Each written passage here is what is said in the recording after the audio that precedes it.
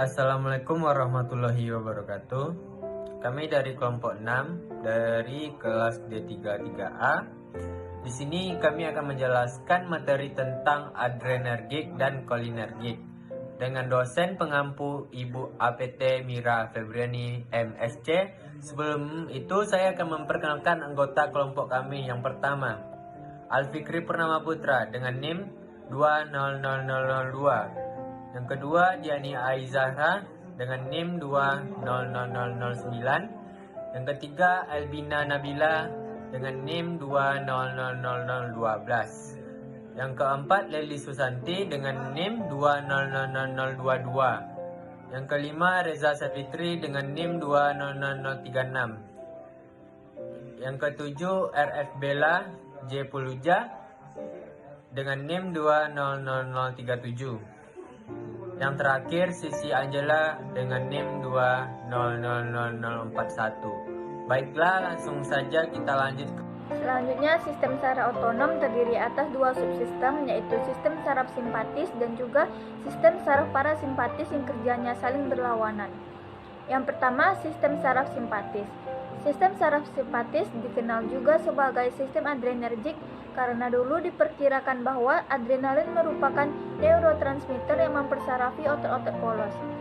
Obat-obatan yang menyerupai efek dari norepinepirin disebut sebagai obat-obatan adrenergik atau simpatomimetik. Yang kedua, sistem saraf parasimpatis. Sistem saraf parasimpatis juga dikenal sebagai sistem kolinergik karena neurotransmitter terdapat pada ujung saraf neuron. Yang mempersarafi otot adalah asetilkolin. Kolinergik mendukung aktivitas tubuh yang berkaitan dengan peningkatan penyimpanan energi dalam tubuh. Selanjutnya yaitu mekanisme kerja adrenergik. Berdasarkan mekanisme kerjanya, senyawa adrenergik terbagi menjadi 3 kelompok. Yang pertama yaitu adrenomimetik yang bekerja secara langsung. Mekanisme aksinya yaitu obat ini dapat membentuk kompleks reseptor khas. Yang kedua yaitu adrenomimetik yang bekerja secara tidak langsung, bekerja dengan melepaskan katekolamin terutama norepinefrin dari granul-granul penyimpanan di ujung saraf simpatetik. Yang ketiga yaitu adrenomimetik bekerja campuran. Adrenomimetik ini dapat menemukan efek melalui pengaktifan adrenoreseptor dan melepaskan katekolamin dari tempat penyimpanan. Yakni reseptor alfa dan reseptor beta. Perbedaan antara kedua jenis reseptor didasarkan atas kepekaannya bagi adrenalin, noradrenalin atau NA, dan isoprenalin. Reseptor alfa lebih peka bagi NA, sedangkan reseptor beta lebih sensitif bagi isoprenalin. Pada umumnya, reseptor itu menghasilkan efek-efek sebagai berikut. Alfa 1 menimbulkan vasokonstriksi dari otot polos. Alfa 2 menghambat pelepasan NA pada saraf-saraf adrenergis dengan turunannya tekanan darah. Beta 1 memperkuat daya dan frekuensi kontraksi jantung. Beta 2 stimulasi metabolisme glikogen dan lemak. Lokasi reseptor adrenergik adalah sebagai berikut. A. Alfa 1 dan beta 1. Postinapsis artinya lewat sinaps di organ efektor. B. Alfa 2 dan beta 2. Presinaptis dan ekstraksi neptis yaitu di muka sinaps atau di luarnya, antara lain di kulit otak, rahim, dan plat-plat darah. Reseptor A1 juga terdapat presinapsis. Reseptor kolinergik. Menurut sifat kerjanya, reseptor kolinergik dibedakan menjadi 2. Yang pertama, reseptor muskarinik.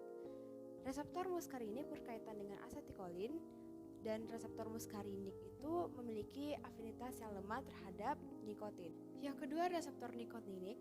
Reseptor nikotinik juga berkaitan dengan asetilkolin. Reseptor nikotinik dapat mengenal nikotin namun afinitasnya lemah terhadap muskarin.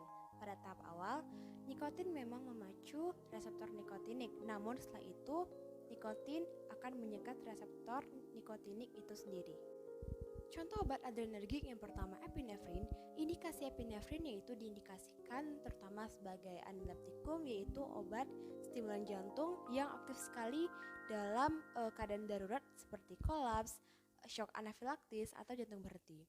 Lalu kontraindikasi dari epinefrin yaitu dikontraindikasikan pada pasien yang mendapat beta blocker non-selektif karena kerja yang tidak terimbangi pada reseptor alfa 1 sehingga pembuluh darah dapat menyebabkan hipertensi yang berat dan pendarahan otak.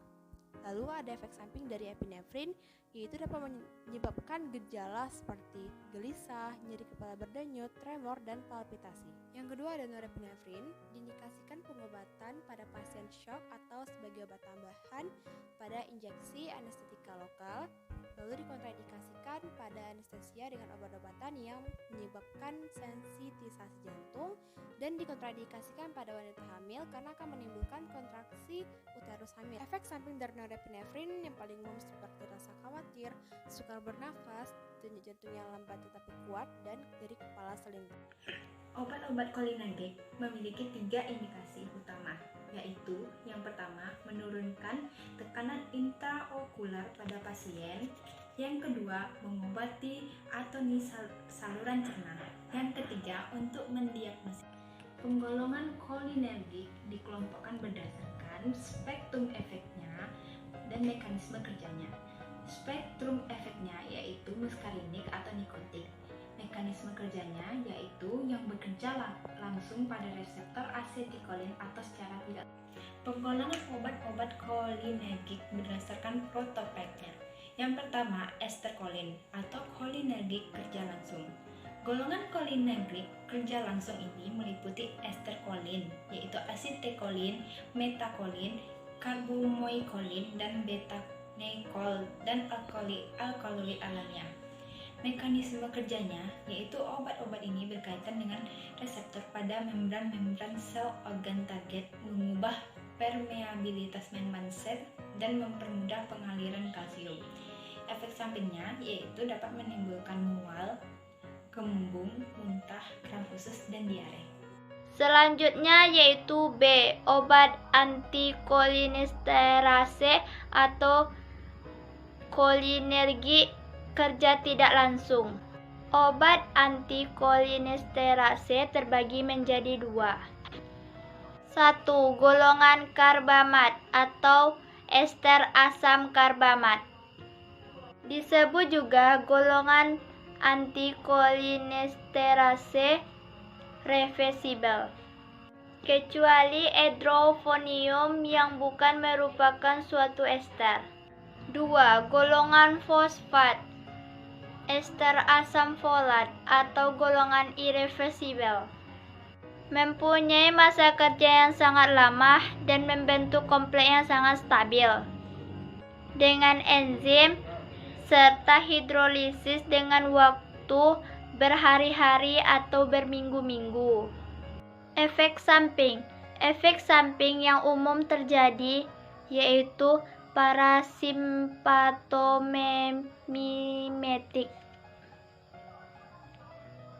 pada mata berupa penglihatan kabur, penurunan akomodasi, miosis. Pada kulit akan banyak keluar keringat.